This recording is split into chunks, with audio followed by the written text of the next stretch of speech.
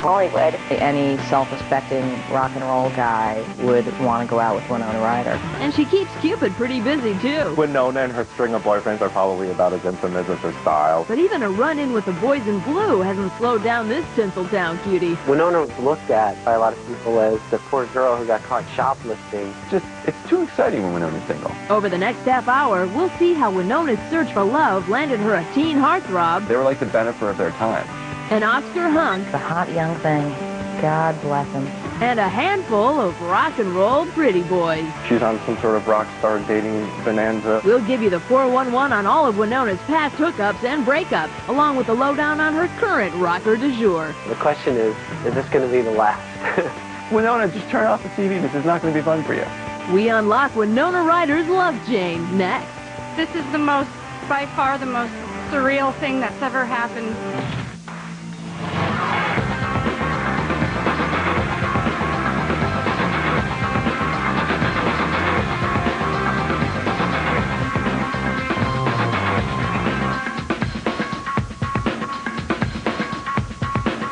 She's sort of a modern-day Audrey Hepburn. Some call her a fashion muse. Winona's so beautiful. She looks amazing in our clothes. But this Oscar-nominated actress likes to keep things under wraps. She's very, very beautiful, very demure, but still she does have a killer body underneath all that. Most people don't realize quite how busty she is. In a town filled with bleach blonde bombshells, Winona attracts the boys with a less is more approach. Part of her appeal is that she's smarter than, the average girl. She's the girl next door that sneaks out the back door. She definitely attracts a maybe slightly more offbeat, kind of quirky, scruffy kind of guy. And that harkens back to her childhood as a beatnik. Her name comes from the town she was born in, Winona, Minnesota. But she really grew up in Northern California. My father is a book dealer, and he specializes in books and paraphernalia from the 50s and 60s. Her godfather is Timothy Leary, the famous LSD inventor. My dad and Tim took acid and went skiing one day, and my dad pulled out a picture of me and showed it to Tim and asked if he would be my godfather. She actually grew up in a commune for a short period of time. Forget peace and love. This bohemian kid had her share of scrapes before stardom hit.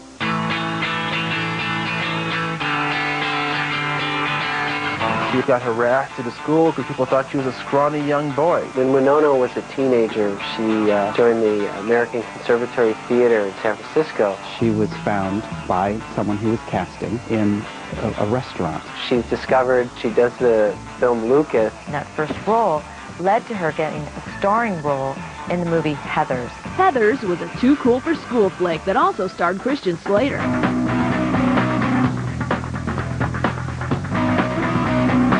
Winona Ryder, who's one of the most brilliant, wonderful actresses ever to walk the face of the planet. Apparently he was taken by Winona and they hooked up. I could tell that she and I had some type of chemistry. He was really fun and really, had lots of great ideas and really easygoing. But their on-the-job romance lasted only a few months. Everybody knows teen romances can't last for that long. She has said he did break her heart. In the fall of 1989, Winona caught the attention of another Hollywood heartthrob.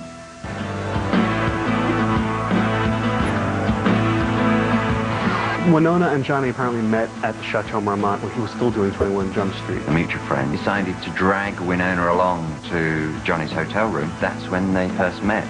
Oh my God, how cool is that? You're Winona, you're calling your friends on your princess phone, you're saying, dude, I'm going to Jump Street tonight, literally. In the fall of 1989, the hit drama 21 Jump Street catapulted Johnny Depp to star status.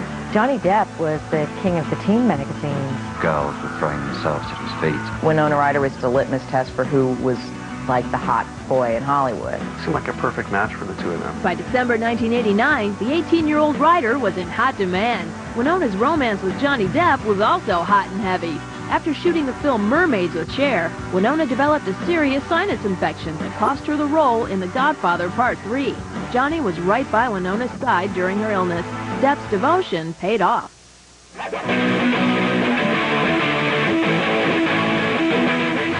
By February 1990, Johnny and Winona were engaged. Sure, diamonds are forever, but nothing says I love you like permanent ink. Next stop, the Sunset Strip Tattoo Parlor. The famous Winona Forever tattoo. He said that he wanted a banner. They were clearly a couple and together. It was like, oh, Johnny and Winona, they're going to be together forever. In 1990, the couple even took their love affair to the big screen, starring together in Tim Burton's offbeat drama, Edward Scissorhands. They were like the benefit of their time. In fact, they would have been called Winona. Really sort of rampant displays of public affection. They were like at the Show West Awards making out while Wayne Newton was singing. Do you know how much love there has to be, how much passion, that you still want to go at it while Wayne Newton is singing? That's pretty intense. In 1992, Winona starred in Bram Stoker's Dracula, and Johnny appeared in Benny and June. The Lovebirds were legit stars, but nothing seems to take a toll on romance like success. He went to Texas to do Gilbert Grape, and she went to Portugal to do House of Spirits. And the paparazzi didn't make things any easier.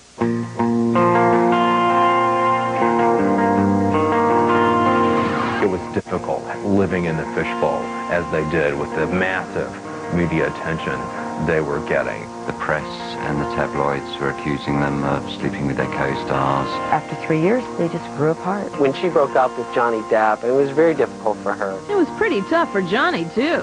He was forced to turn that Winona Forever tattoo into the famous Winona Forever. But Winona had issues of her own.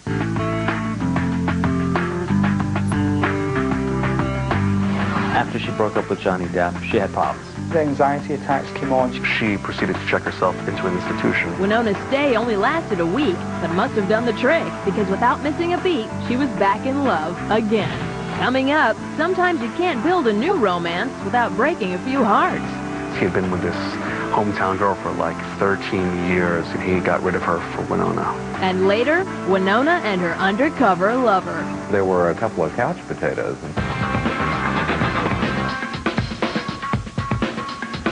After 3 intense years, Winona Ryder and Johnny Depp called it quits.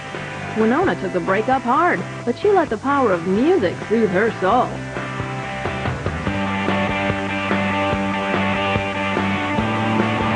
I think everyone was thrown for a loop when Winona went right from being with Johnny Depp to being with Dave Pirner.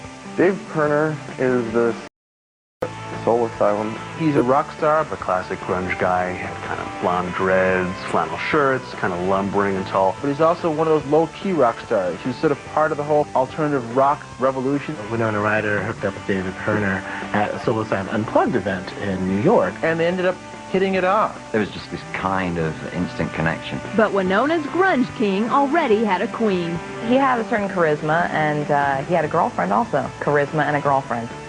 Who knew? David Pirner had a longtime girlfriend for like 13 years. Goodbye, old flame from Minnesota. I'm going with Winona. They hit it off right away. They certainly attracted a lot of the attention from the movie press, from the rock press.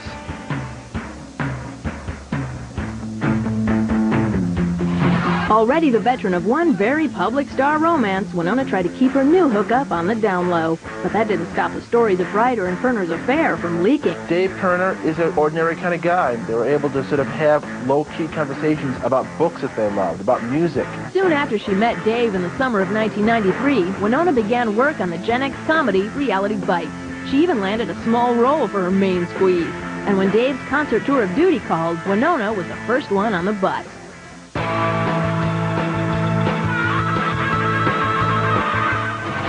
In the fall of 1993, Winona's film, The Age of Innocence, was released. The 22-year-old received critical acclaim. She makes this big transition in her career to becoming a more significant real actress. Winona also became the target of tabloid rumors that involved her Age of Innocence love interest, co-star Daniel Day-Lewis. Whether it did or didn't really got the press talking. They had this incredible on-screen chemistry. He was just everything that you could hope for in a leading man. Winona and David Pirner ignored the rumors. Besides, the bigger story came in January 1994. Winona won the Golden Globe for Best Supporting Actress for her work in The Age of Innocence. Winona was also an Oscar nominee, but a few months after the Globes, she arrived at the Academy Awards solo. Fast forward 1 year to March 1995, and Winona was again nominated for an Oscar, this time for her role in Little Women. Question 1, would Ryder finally go home with the Oscar? Question 2, who would she show up with? Well, my boyfriend, David Pirner. I've been trying to prep him because he didn't come last year, and he's terrified. He just had his suit fitting, and he's just real nervous. Turned out, David had good reason.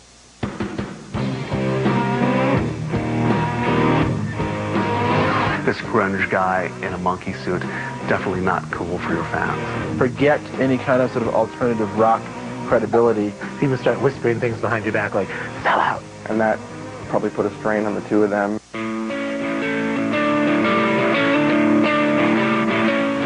Maybe it was doomed from the start. Her career was taking off as, I guess, a more serious actress. He was coming off the tail end of probably the very peak of his band's career, with even jokes amongst people that, I wonder how long she's going to stick around with him. Relationships with rock stars, they usually don't work out very well. Music's always going to come first for Dave Pirner, and the woman's going to come second. On a musical level, it's really distracting. Always staying focused on the music. And she was very, very busy during that time developing her career. And I think got to the point where they sort of had separate lives. He was moving up and away, and he was moving back to Minnesota. Winona and Dave spent the rest of '95 together, but by 1996, the music ended. Winona didn't take long to rebound.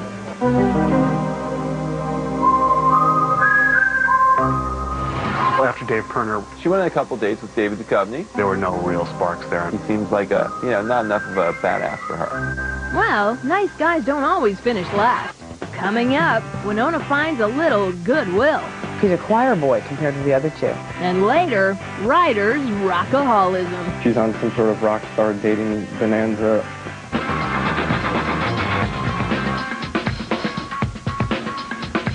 After 3 rockin' years with Soul Asylum frontman David Pirner, Winona Ryder said goodbye grunge scene and hello Hollywood boy next door.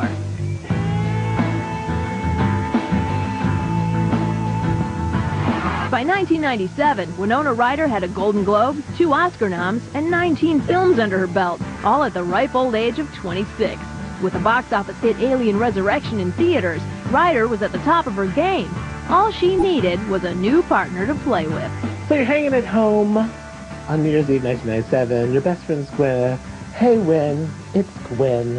What are you doing for New Year's? Why don't you come over to this New Year's party? Keep in mind that gal pal Gwyneth Paltrow was dating Ben Affleck at the time. It seems Gwenny had a plan. The two best friends, Ben Affleck and Matt Damon. Matt was dateless, so she decided to play matchmaker and bring Winona along to meet him.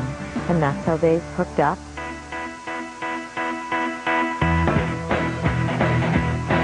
Less than 2 weeks after meeting Winona, Matt appeared on Oprah. While doing press for Good Will Hunting, Matt announced on the air that he wasn't seeing anyone, which came as a surprise to his leading lady, Minnie Driver. And that was news to her. Minnie Driver was his Good Will Hunting co-star. Matt Damon had been dating Minnie Driver. They had a big, big fling. Well then, Minnie must have been shocked to find out Matt had a new love. Just a few months later, in March 1998, Matt Damon and his pal Ben Affleck took home the Oscar for Best Screenplay. Matt and Winona made a classic Hollywood power couple. They understood what it took to be a celebrity. Everyone had the highest hopes that this was going to be a long-term relationship. He's a choir boy compared to the other two. He's about as far removed as you get from grunge rock. He's this clean-cut Boston preppy boy. This could be a real-deal relationship, and somebody should consider having children with.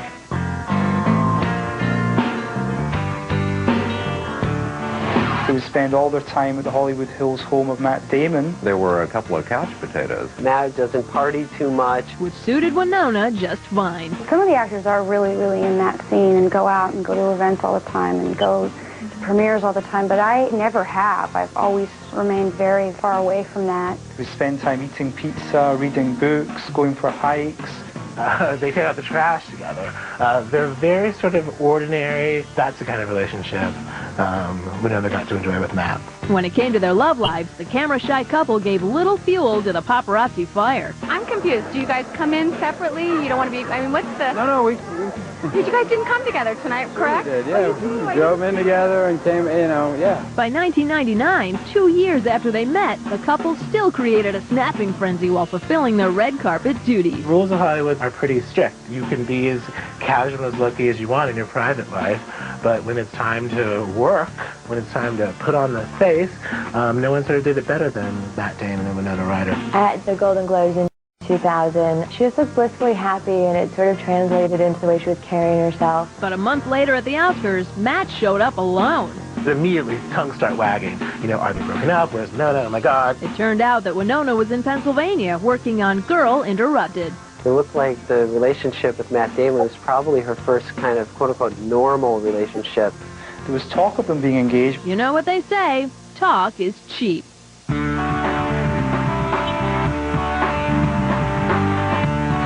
By 1999, Winona and Matt seemed happy in the romance department, but breakup rumors began to swirl.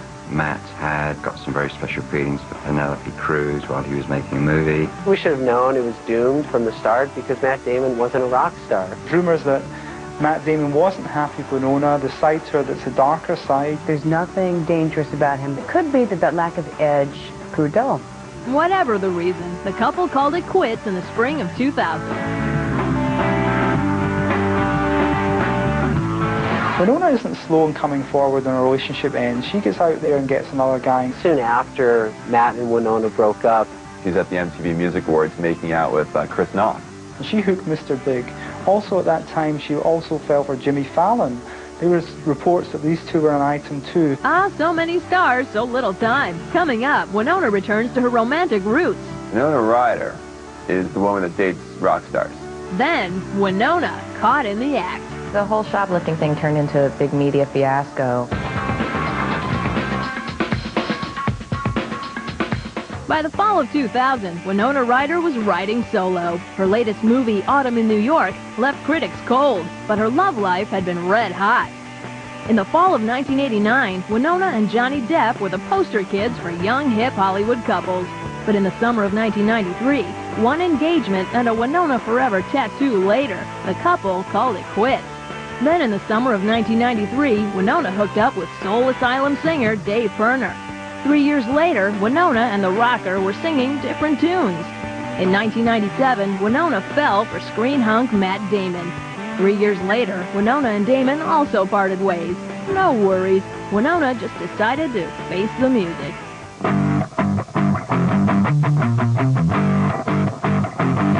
Winona Ryder is the woman that dates rock stars. There's no reason why a gorgeous, successful actress shouldn't go out with as many gorgeous, varyingly successful young single men as she likes. It's at these moments that I like to quote Courtney Love. You're no one in rock unless you have a feud with me or sleep with Winona Ryder. Winona is a music fanatic, and she's so into it she gets a chance that most music fans don't have to get. They actually get to meet the stars. But when Winona meets a musician, people start talking. Seems to have been true that Winona dated Beck. They both kind of have the same hair. But it didn't last very long at all. Conor Oberst is, again, a singer-songwriter. The guy is unbelievably cute. They never really dated too seriously. Ryan Adams is a great singer-songwriter. It's widely known that she dumped him. Ryan Adams has said that it was a rebound relationship. Pete Yorn is a singer-songwriter, but he's cute. He's got good hair, good muscles. The Pete Yorn-Winona thing, that was a real deal. But when they hooked up, Winona apparently really wasn't in a stable place in her life. That really was apparent with the whole shoplifting fiasco. On December 1st, 2001, Winona was arrested for allegedly shoplifting at the chic Beverly Hills department store, Saks Fifth Avenue.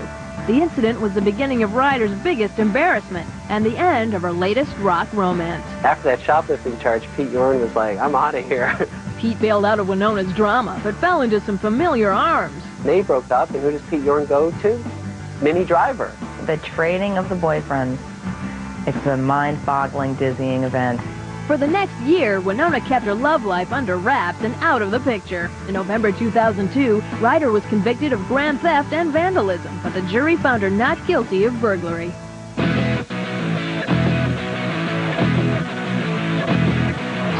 Ryder put her legal matters behind her, and by the summer of 2003, Winona focused on a fresh rocker romance. I talked to a really close friend of Winona's recently, and she said, look, there's been 3 true loves in her life. There was Dave Pirner, there was Matt Damon, and now there's Paige Hamilton. Winona's new man friend is Paige Hamilton, and you gotta call him a man friend because he's a full-grown adult. He's 43 years old. He's a musician. Paige Hamilton was the lead singer and guitarist of this band called Helmet, who were very influential on bands like Limp Bizkit and Korn, kind of guy that other bands would call on to play when they needed just a really kick-ass hard rock guitarist. Well, she always picks cool ones. Winona and Paige have been spotted around town together, and the couple haven't been afraid to show how they feel about each other. According to friends that I've talked to, who know her say that she's never been happier, and she really, really is in love with Paige. The question is this going to be the last? Maybe this is the true thing. With Winona's love life on a peaceful plateau and her career back on track, Ryder may be ready to finally settle down. I understand the people's fascination with, love lives of celebrities, but I like to try to think of myself as an actress. Winona definitely has still great roles and great years ahead of her, but, let's give her a minute, She's Winona, she's young, she's ready.